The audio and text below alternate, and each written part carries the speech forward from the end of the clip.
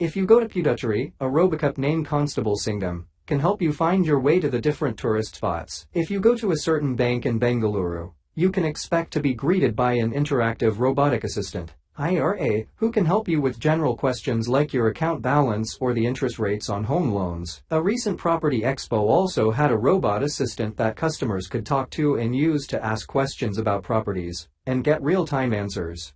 Each of these examples shows that robots are becoming more and more common in India. In the government's economic survey for 2017-18, robotics was chosen as a focus area to keep up with this trend. The government's research and development establishment, engineers, of the Defense Research and Development Organization, DRDO, made a big step toward embracing this technology and the robotics industry in India when they made a robot called Daksh that can find and destroy dangerous objects. Daksh has already been put to use by the Indian Army, and it is also used by other groups, like the police, to fight terrorism and sabotage.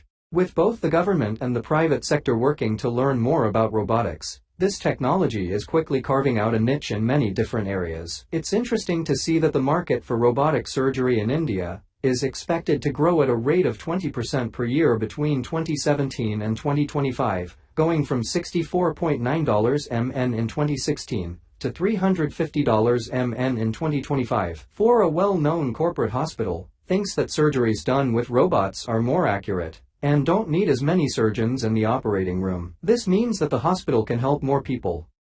With so many uses in so many different fields, India's robotics industry needs to move beyond its traditional niches and start looking into new fields like education, rehabilitation, and entertainment. A recent study by a job site found that between May 2015 and May 2018, the number of people in India who were looking for work in the robotics sector went up by 186%. During the same time period, the number of job ads in the sector grew by 191%. These good numbers show that the country is heading in the right direction when it comes to this technology. Robotics in India looks like it will have a bright and promising future.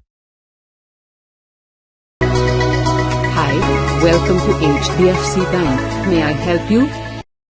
Anushka Pauria is founder and CEO of high-tech robotic systems. Earlier this year, the company showed off what it called the first driverless shuttle made in India. The Novus Drive uses sensors and software to navigate and avoid obstacles in its path. The same technology can be applied to other existing vehicles to make them autonomous. Transportation and people movement and goods movement is really a core need for humans to progress. The automotive as we know it has been around for more than 100 years, and really it hasn't changed. And now we're in a position where it can be redefined and reimagined. That's really our excitement and passion about being in this domain. Specifically, some analysts say the robotics industry could be worth more than $135 billion by 2019. But the World Bank warns that nearly 70% of India's jobs are at risk because of automation.